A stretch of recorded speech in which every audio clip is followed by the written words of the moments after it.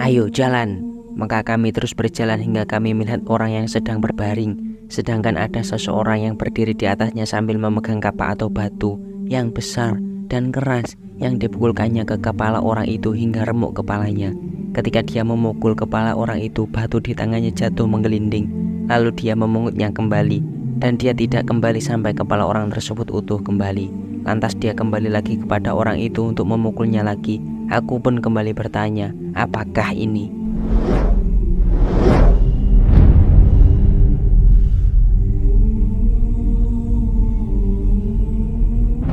Assalamualaikum warahmatullahi wabarakatuh. Bismillahirrahmanirrahim. Halo teman-teman. Rasulullah Shallallahu Alaihi Wasallam bersabda, kebanyakan azab kubur disebabkan oleh kencing yang tidak bersih atau tidak istinja. Hadis riwayat Abu Bakar Ibnu Syaibah dari Abu Hurairah. Ibnu Abbas meriwayatkan sebuah hadis. Ketika Nabi Muhammad Shallallahu Alaihi Wasallam melewati dua kuburan, beliau bersabda, mereka sedang disiksa, tetapi bukan karena dosa besar. Yang pertama disiksa karena dulu dia biasa berjalan dengan menyebarkan fitnah atau mengadu domba.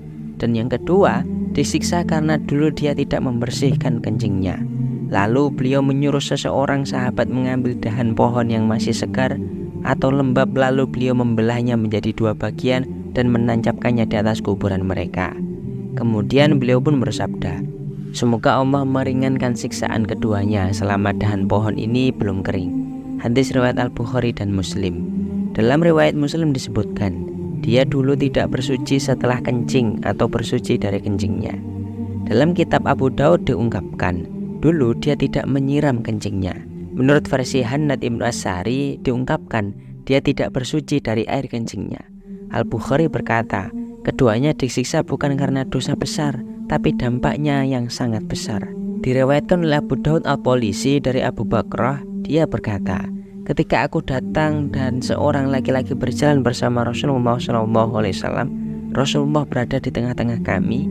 Beliau mendatangi dua buah kuburan lalu bersabda, kedua ahli kubur ini sedang disiksa dalam kubur mereka. Siapakah di antara kalian yang mau mengambilkan pelepah kurma untukku? Aku dan temanku saling mendahului untuk mengambilnya. Lalu aku memperolehnya dan mengambil sebuah pelepah kurma dari batangnya. Kemudian aku mendatangi Nabi Muhammad SAW. Beliau lalu memotongnya menjadi dua bagian dari atasnya dan meletakkannya di atas kuburan mereka. Lantas beliau pun bersabda, Allah akan meringankan azab mereka selama pelepah kurma ini masih segar atau lembab. Mereka diazab karena melakukan ghibah, fitnah yang mengumpat, dan tidak membersihkan kencing atau istinja. Hadis ini dan hadis sebelumnya menunjukkan adanya keringanan dari siksa kubur karena sebuah ranting dapat meringankan siksa kubur selama dia masih segar, tidak lebih dari itu. Diriwayatkan oleh Imam Muslim dari Jabir, hadis yang panjang. Tatkala beliau sampai kepadaku, beliau berkata, wahai Jabir, perhatikan tempat aku berdiri. Aku pun menjawab, ya wahai Rasulullah. Kemudian beliau bersabda, cari dua batang pohon, lalu ambil masing-masing satu rantingnya. Ketika engkau berdiri dekat tempat aku berdiri ini, tancapkan kedua ranting pohon itu dari sisi kanan dan kirimu. Jabir pun berkata, aku langsung berdiri, lalu aku pecahkan batu sehingga menjadi tajam, dan aku mencari dua batang pohon untuk aku potong dengan batu tersebut, masing-masing sebuah ranting dari kedua pohon itu. Lantas aku berdiri dekat tempat berdiri Rasulullah dan menancapkan sebuah ranting dari kananku dan kiriku. Lalu aku berkata, aku telah melakukannya ya Rasulullah. Saat itu beliau menjawab, aku melewati dua buah kuburan yang penghuninya sedang disiksa.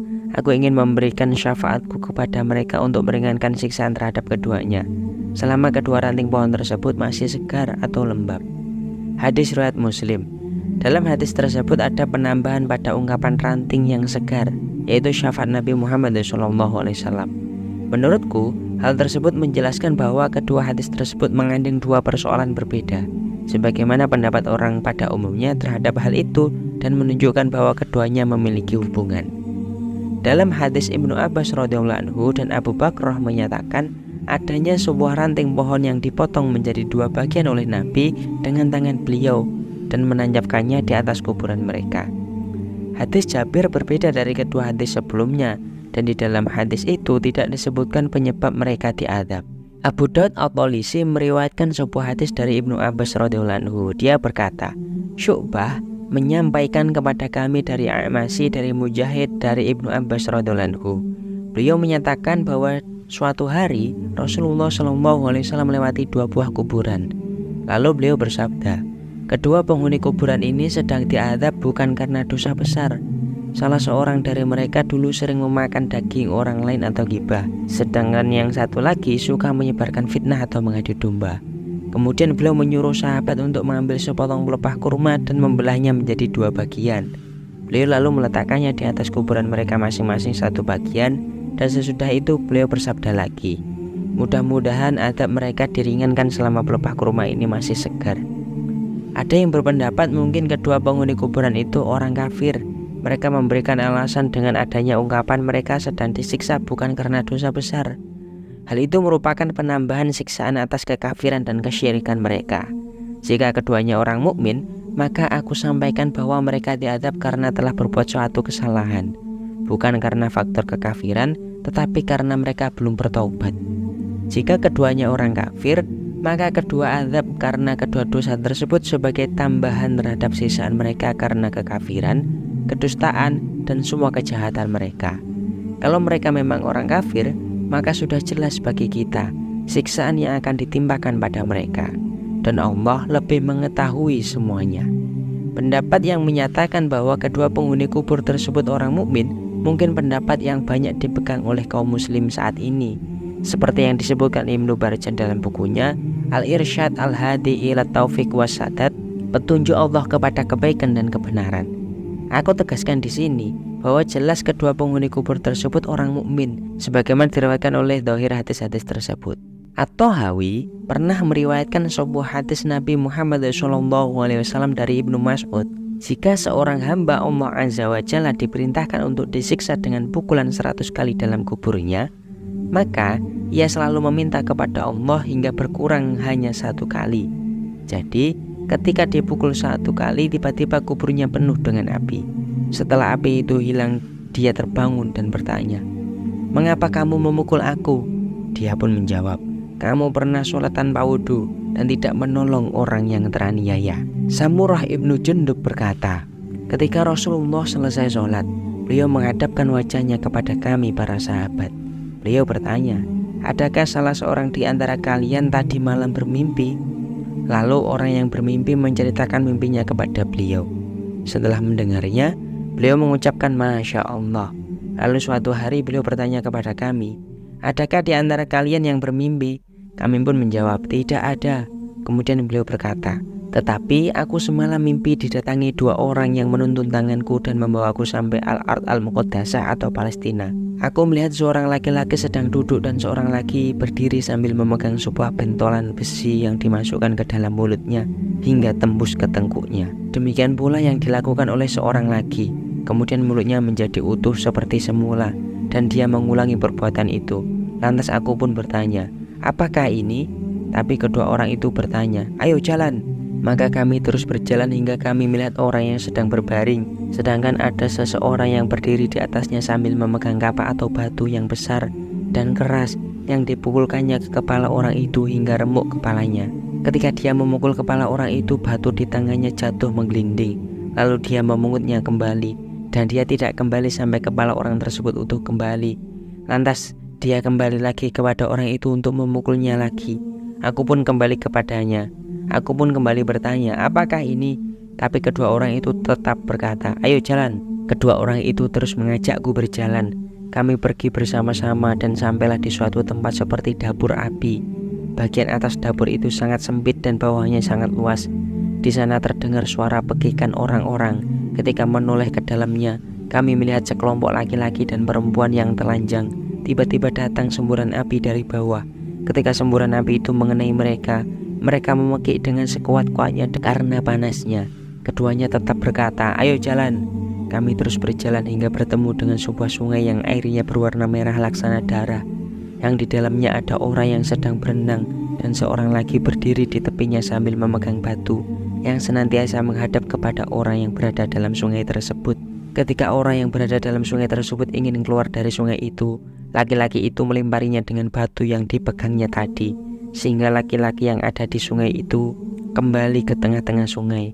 Setiap laki-laki yang ada di sungai ingin keluar dari sana, dia selalu dilempari batu oleh laki-laki yang ada di tepi sungai tersebut, sehingga dia tidak bisa keluar dari sana dan selalu kembali ke tempatnya semula di tengah sungai. Aku bertanya, apakah ini? Tapi lagi-lagi mereka menyuruhku untuk segera meneruskan perjalanan. Kemudian kami menyaksikan sebuah taman yang hijau ranau. Di dalamnya terdapat sebuah pohon besar. Di bawah pohon itu ada orang tua dan anak-anak yang banyak. Kemudian terlihat seorang laki-laki yang mengobar-ngobarkan api besar yang ada di hadapannya. Kedua orang itu lalu membawaku naik ke sebuah pohon dan masuk ke sebuah tempat yang tidak pernah aku lihat sama sekali sebagus itu sebelumnya. Di dalamnya ada orang tua, para pemuda dan pemudi serta anak-anak. Kemudian keduanya membawaku keluar dari sana dan kembali menaiki sebuah pohon. Setelah itu membawaku lagi memasuki tempat yang lebih indah dan bagus dari tempat yang tadi, yang dihuni oleh orang-orang tua serta orang-orang muda. Kemudian aku pun berkata, kalian berdua telah mengajakku berkeliling malam ini, maka beritahu aku maksud kejadian-kejadian tadi. Kedua orang itu pun menjawab, baiklah, orang yang engkau lihat sedang merobek mulutnya dengan besi tadi adalah orang yang suka dusta dan berkata bohong, fitnah makar, sehingga tersebar kemana-mana. Keadaannya tetap seperti itu sampai hari kiamat. Orang yang dipukul kepalanya dengan batu hingga hancur adalah orang yang suka mengajarkan Al-Quran, tapi dia mengabaikannya dan tidak mengamalkannya.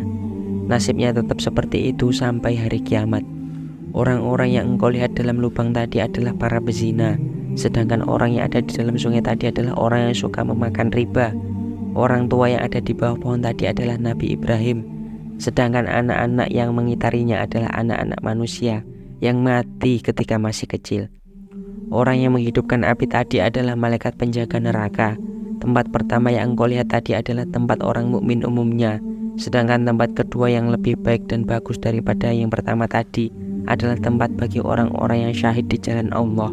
Aku adalah Jibril, sedangkan ini adalah Mikail. Mereka berkata, angkatlah kepalamu. Lalu aku mengangkat kepalaku dan melihat di atasku seperti ada awan. Keduanya berkata, itulah rumahmu. Aku pun berkata, bisakah aku memasuki rumahku? Salah seorang dari mereka berkata, sisa umurmu masih ada. Jika sudah habis, maka engkau bisa memasukinya. Hadis riwayat Al-Bukhari dari Samurah. Para ulama rahimahullah mengatakan, dalam hadis Al-Bukhari sangat jelas keadaan orang-orang yang mendapat azab dalam kubur mereka. Dalam hadis tersebut disebutkan adanya mimpi, sedangkan mimpi para nabi adalah wahyu. Berdasarkan perkataan Nabi Ibrahim alaihissalam dalam Al-Quran, hai anakku, sesungguhnya aku melihat dalam mimpi bahwa aku menyembelihmu. Quran Surat As-Saffat ayat 102. Maka anaknya Nabi Ismail pun menjawab, hai bapakku, kerjakanlah apa yang diperintahkan kepadamu. Quran Surat As-Saffat ayat 102. Dalam hadis At-Tahawi juga ada riwayat yang mirip dengan hadis tersebut, sekaligus sebagai bantahan terhadap golongan Khawarij dan orang-orang yang menganggap kafir terhadap orang mukmin yang melakukan dosa. At-Tahawi berkata, pada hadis tersebut ada isyarat yang menyatakan bahwa orang yang meninggalkan sholat tidak dapat divonis sebagai orang kafir, karena kalau ada orang yang melakukan sholat tanpa berwudu, maka sebenarnya dia tidak sholat. Seandainya mereka orang kafir, maka doa mereka tidak akan didengar, karena Allah Azza wa Jalla berfirman, dan doa atau ibadah orang-orang kafir itu hanyalah sia-sia belaka. Quran Surat Ar-Ra'd ayat 14. Dalam hadis Al-Bukhari dan Muslim menyatakan bahwa membersihkan dan bersuci setelah buang air kecil hukumnya wajib, sebab seseorang diazab jika meninggalkan sesuatu yang wajib. Menghilangkan semua najis juga kewajiban yang dikiaskan kepada membersihkan kencing tadi. Kebanyakan ulama berpendapat seperti itu. Ada juga hadis sahih dari Malik yang menegaskan hal ini yang disampaikan oleh Ibnu Wahab. Siapa yang sholat tapi tidak bersuci setelah buang air kecil, berarti dia sholat tanpa toharoh atau bersuci. Na'udzubillahi min dzalik. Semoga kita semua sebagai muslim kelak akan mendapatkan keselamatan di kubur dan dijauhkan dari azab kubur. Amin amin ya rabbal alamin. Demikianlah kurang lebihnya, mohon maaf, sumber cerita atau hadis ini berasal dari kitabnya Imam Al-Qurtubi.